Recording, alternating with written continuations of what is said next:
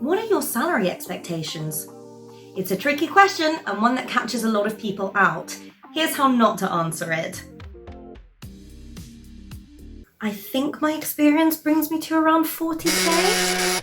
Thanks for asking, Mary. I'll look into it and get back to you. $1 million cash. Oh, I'm really just happy with the job. I mean, whatever you're offering. Does any of that ring a bell? I get it. It's a tricky question. And whether you get asked it at the beginning or at the end of the interview process, it's really easy to catch you out. Because on the one hand, you're worried about not underselling yourself and then finding out that someone is doing the same job for a lot more money, which would be very annoying, or you don't want to be inflexible and price yourself out of getting an offer completely. So by the end of this video, I'm going to share with you how to answer that question better, depending on who you're talking to, and also how to throw the question back to the interviewer in the best possible way. Let's get to it.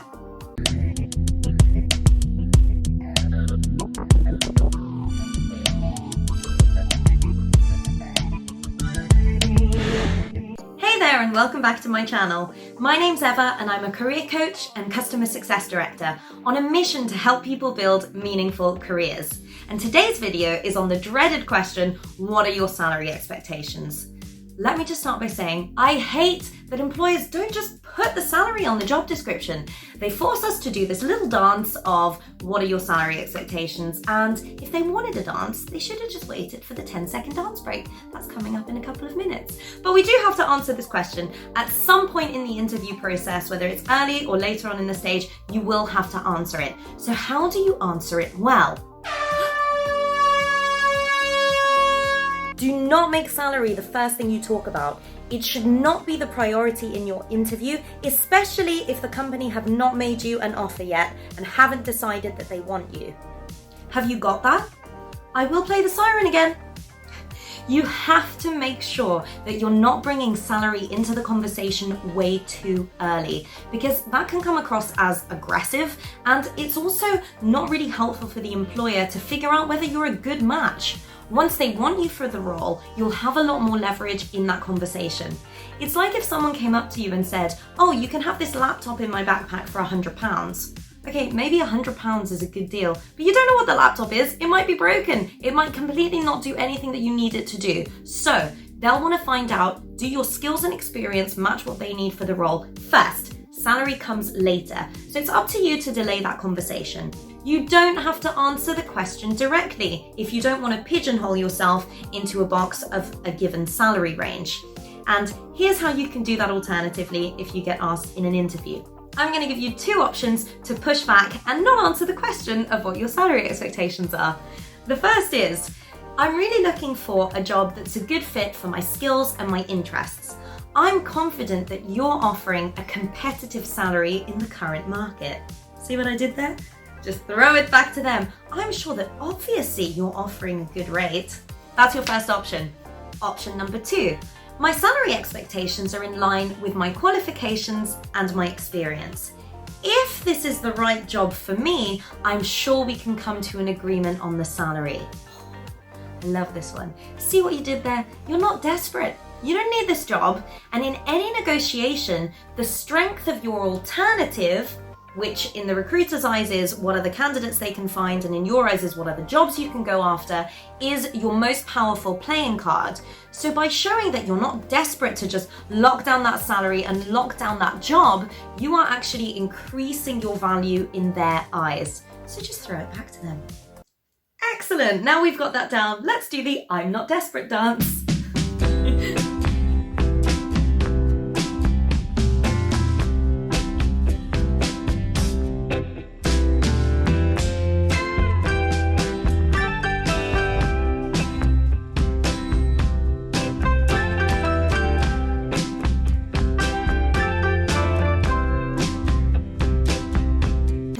If you're going into any customer facing or commercial role, it's also a test to see, can you represent the company, and stand up for what you think is right, stand up for your value while still being polite and maintaining a relationship. I get that all of these options are much easier said than done, and they are going to require some practice to feel comfortable and confident saying them.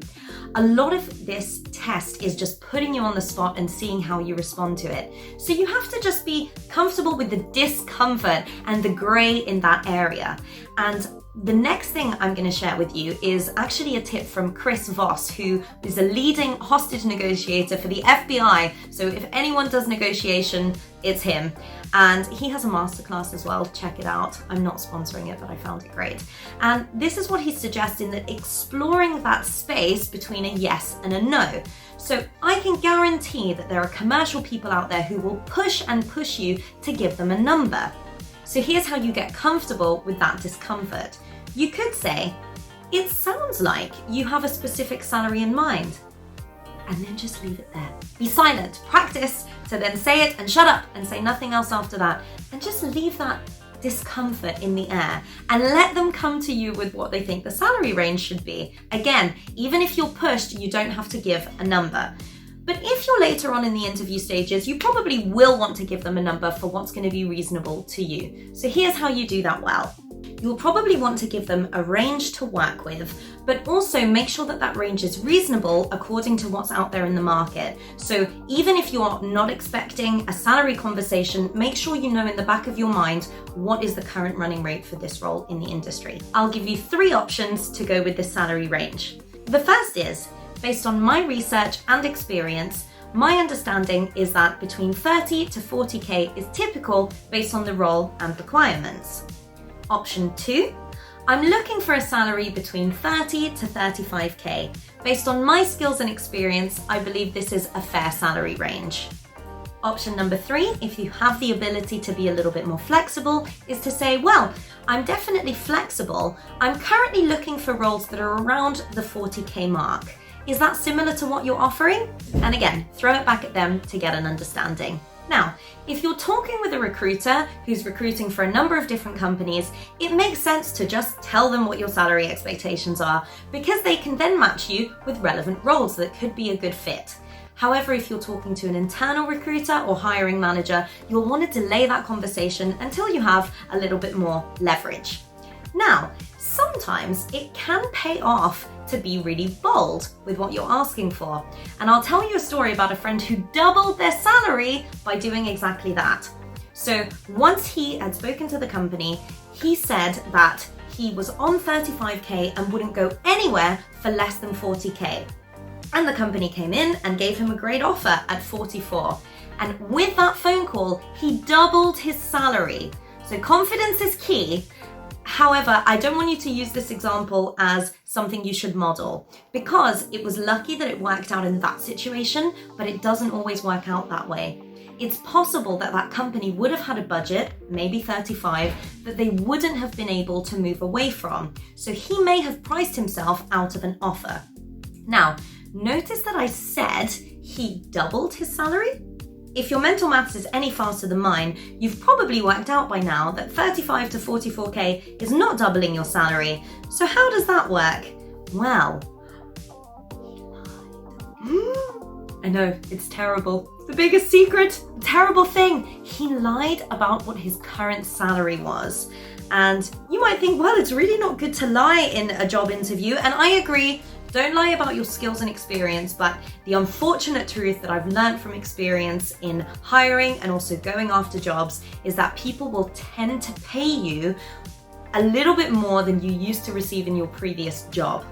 And if you think about that cumulative effect over time across your career, that can be tens of thousands of pounds. So if you are confident in the skills that you can bring to that job and the value that you can add, and you are currently underpaid in your role, which could be for a number of reasons. You took that role on to gain more experience, maybe they didn't have budget, maybe they didn't increase your salary. If you're underpaid in your current role, I do think it's okay to lie and bring yourself up to the industry average.